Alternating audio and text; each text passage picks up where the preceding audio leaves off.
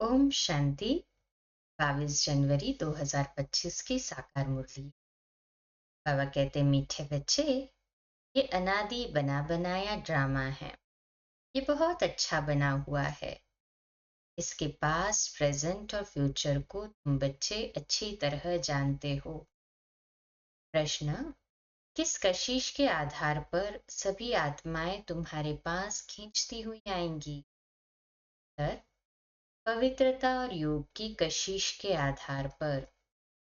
इसी से ही तुम्हारी वृद्धि होती जाएगी। आगे चलकर बाप को फट से जान जाएंगे। देखेंगे इतने ढेर सब वर्षा ले रहे हैं तो बहुत आएंगे। जितनी देरी होगी उतनी तुम्हारे में कशिश होती जाएगी।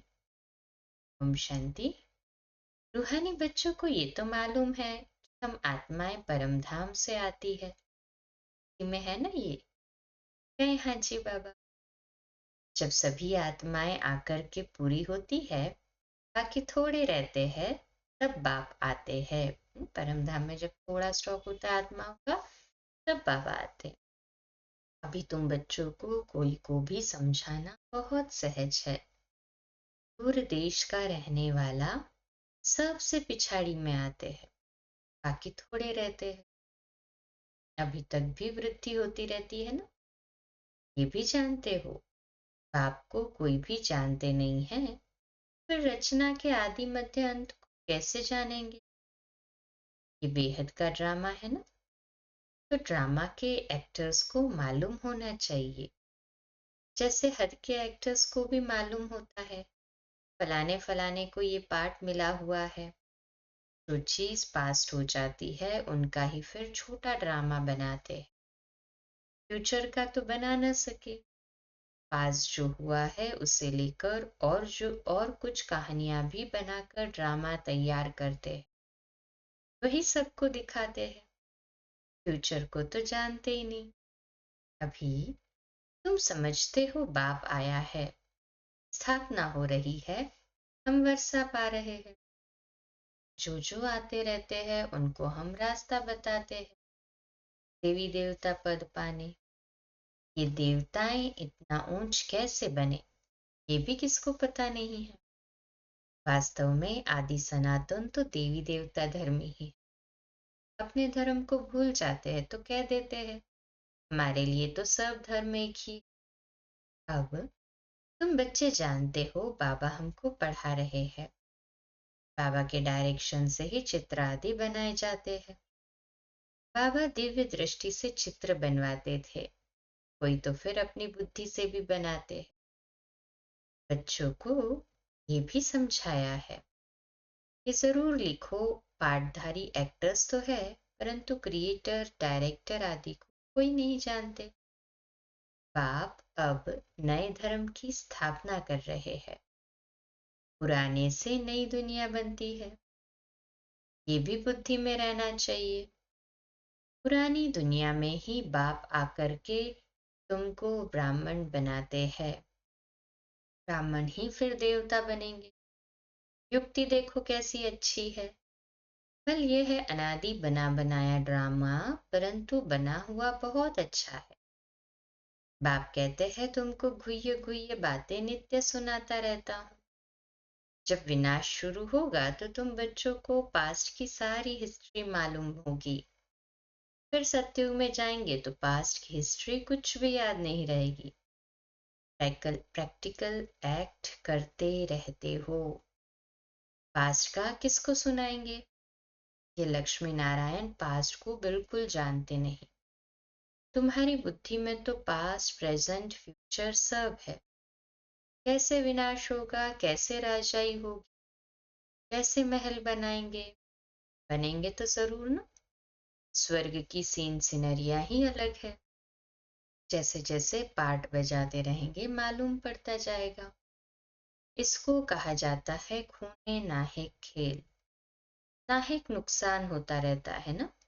अर्थक्वेक होती है, इतना नुकसान होता है, बॉम्ब्स फेंकते हैं, ये नाहक है ना। कोई कुछ करता थोड़े ही है। विशाल बुद्धि जो है वह समझते हैं विनाश बरोबर हुआ था।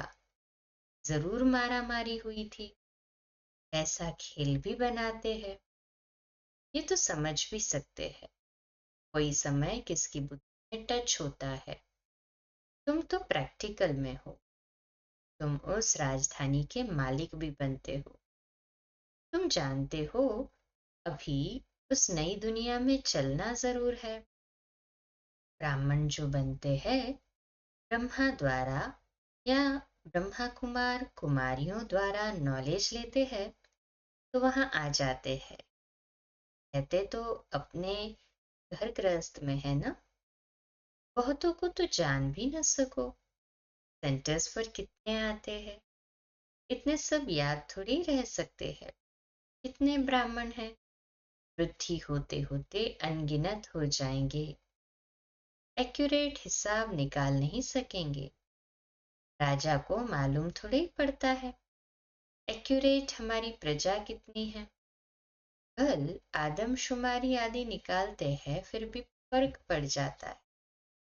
अब तुम भी स्टूडेंट, ये भी स्टूडेंट, सब भाइयों अर्थात आत्माओं को याद करना है एक बात को। छोटे बच्चों को भी सिखलाया जाता है बाबा बाबा कहो। ये भी तुम जानते हो। आगे चलकर बाप को फट से जान जाएंगे। देखेंगे इतने ढेर सब वर्षा ले रहे हैं तो बहुत आएंगे। हाँ, अभी तो बहुत आते हैं ना। जितना देरी होगी उतना तुम्हारे में कशिश होती जाएगी। पवित्र बनने से कशिश होती है। जितना योग में रहेंगे उतना कशिश होगी। औरों को भी खींचेगी। बाप भी खींचते हैं ना। बहुत वृद्धि को पाते रहेंगे। उसके लिए युक्तियां भी रची जा रही है। गीता का भगवान कौन? श्री कृष्ण को याद करना तो बहुत सहज है। वह तो साकार रूप है ना। निराकार बाप कहते हैं माम एकम याद करो। इस बात पर ही सारा मदार है। इसलिए बाबा ने कहा था इस बात पर सबसे लिखाते रहो। बड़ी बड़ी लिस्ट बनाएंगे तो मनुष्य को पता पड़ेगा। तो ब्राह्मण जब पक्के निश्चय बुद्धि होंगे, झाड़ वृद्धि को पाता रहेगा। माया के तूफान भी पिछाड़ी तक चलेंगे। विजय पाली, फिर न पुरुषार्थ रहेगा न माया रहेगी। याद में ही बहुत करके हारते हैं। जितना तुम योग में मजबूत रहेंगे उतना हारेंगे नहीं। ये राजधानी स्थापन हो रही है ना। बच्चों को निश्चय है हमारी राजाई होगी। फिर हम हीरे जवाहर कहाँ से लाएंगे? हनिया सब कहाँ से आएंगी? ये सब थे तो सही ना। इसमें मूंझने की तो बात ही नहीं। जो होना है सो प्रैक्टिकल में देखेंगे। स्वर्ग बनना तो जरूर है। जो अच्छी रीति पढ़ते हैं उन्हों को निश्चय रहेगा हम जाकर भविष्य में प्रिंस बनूंगा। हीरे जवाहरातों के महल हो। ये निश्चय भी सर्विसेबल बच्चों को ही होगा जो कम पद पाने वाले होंगे। इनको तो कभी ऐसे ऐसे ख्याल आएंगे भी नहीं कि हम महल आदि कैसे बनाएंगे। जो बहुत सर्विस करेंगे वही महलों में जाएंगे ना। दास दासियां तो तैयार मिलेगी। सर्विसेबल बच्चों को ही ऐसे ऐसे ख्याल आएंगे। बच्चे भी समझते हैं कौन कौन अच्छी सर्विस करने वाले हैं। हम तो पढ़े हुए के आगे भरी ढोएंगे। जैसे ये बाबा है, बाबा को ख्यालात रहती है ना। बूढ़ा और बालक समान हो गया, इसलिए इनकी एक्टिविटी भी बचपन मिसल होती। बाबा की तो एक ही एक्ट है, बच्चों को पढ़ाना सिखलाना। विजय माला का दाना बनना है तो पुरुषार्थ भी बहुत चाहिए। बहुत मीठा बनना है। श्रीमत पर चलना पड़े तभी ऊंच बनेंगे। ये तो समझ की बात है ना। बाप कहते हैं हम जो सुनाते हैं उस पर जज करो। आगे चल और भी तुमको साक्षात्कार होता रहेगा। नजदीक आते रहेंगे तो याद आती रहेगी। 5000 वर्ष हुए हैं अपनी राजधानी से लौटे हैं। 84 जन्मों का चक्र लगाकर आए हैं। जैसे वास्को डी गामा के लिए कहते हैं वर्ल्ड का चक्र लगाया, तुमने इस वर्ल्ड में 84 का चक्र लगाया है। वो वास्को डी गामा एक गया था, ये भी एक है जो तुमको 84 जन्मों का राज समझाते हैं।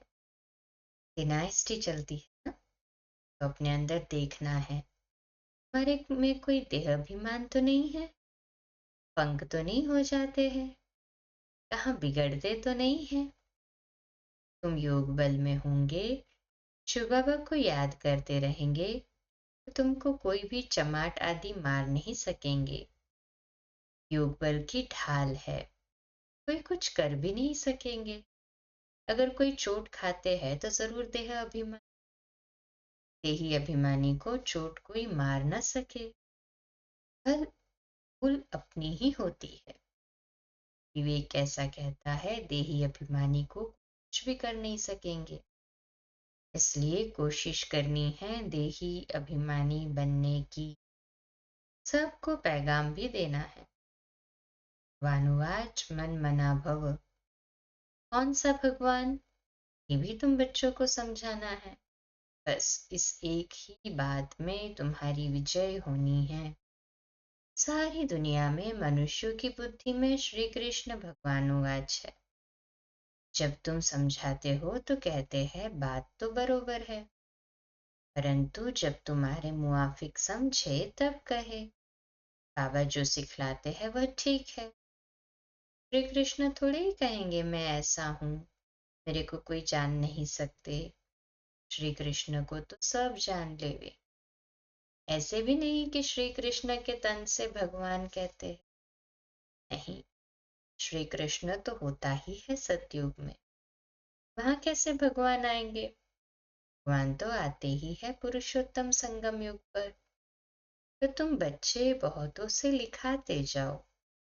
तुम्हारी ऐसी बड़ी चौपड़ी छपी हुई होनी चाहिए, उसमें सब की लिखत हो।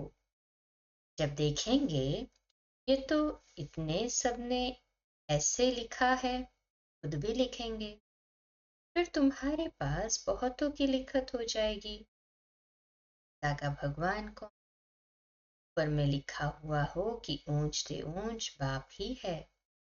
श्री कृष्ण तो ऊंच ते ऊंच है नहीं ना, कह न सके कि माम एकम याद करूं। ब्रह्मा से भी ऊंच ते ऊंच भगवान है ना।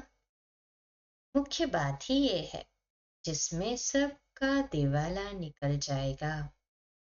बाबा कोई ऐसे नहीं कहते कि यहाँ बैठना है, नहीं, सदगुरु को अपना बनाए फिर अपने घर में जाकर रहो। शुरू में तो तुम्हारी भट्ठी थी, शास्त्रों में भी भट्ठी की बात है, परंतु भट्ठी किसको कहा जाता है ये कोई नहीं जानते है। भट्ठी होती है ईंटों की, उनमें कोई पक्की कोई खंजर निकलती। यहाँ भी देखो सोना है नहीं, बाकी भित्तर कर है, भित्तर ठिक्कर है। पुरानी चीज का मान बहुत है। शिव बाबा का देवताओं का भी मान है ना। सतयुग में तो मान की बात ही नहीं, वहां थोड़ी ही पुरानी चीजें बैठ ढूंढते हैं। वहां पेट भरा हुआ रहता है, इधर उधर कुछ ढूंढते नहीं है, तृप्त है आत्मा, ढूंढने की दरकार नहीं रहती। तुमको खोदना करना नहीं पड़ता, सब कुछ अखुट। द्वापर के बाद खोदना शुरू करेंगे। मकान बनाते हैं, कुछ निकल आता है तो समझते हैं नीचे कुछ है।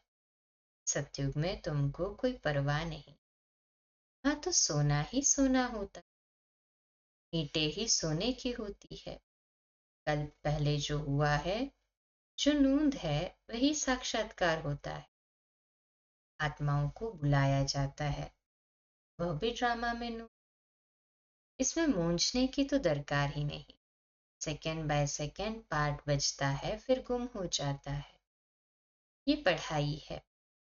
मार्ग में तो अनेक चित्र है, तुम्हारे ये चित्र अब अर्थ सहित है। अर्थ बिगर कोई चित्र नहीं। जब तक तुम किसको समझाओ नहीं तब तक कोई समझ ना सके। समझाने वाला समझदार नॉलेजफुल एक बाप ही है। अभी तुमको मिलती है ईश्वरीय मत। ईश्वरीय घराने के अथवा कुल के तुम हो। ईश्वर आकर घराना भी स्थापन करते। अभी तुमको राजाई कुछ नहीं है। राजधानी थी, अब नहीं है।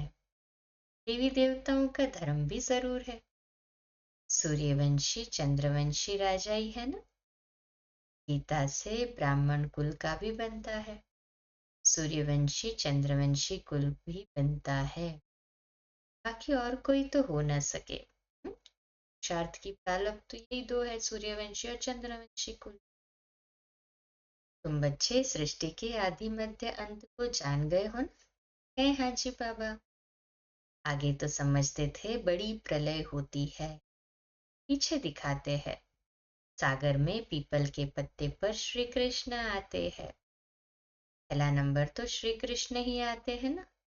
बाकी सागर की बात नहीं। अभी तुम बच्चों को समझ बड़ी अच्छी आई है। खुशी भी उनको होगी तो जरूर पढ़ाई अच्छी रीति पढ़ते होंगे।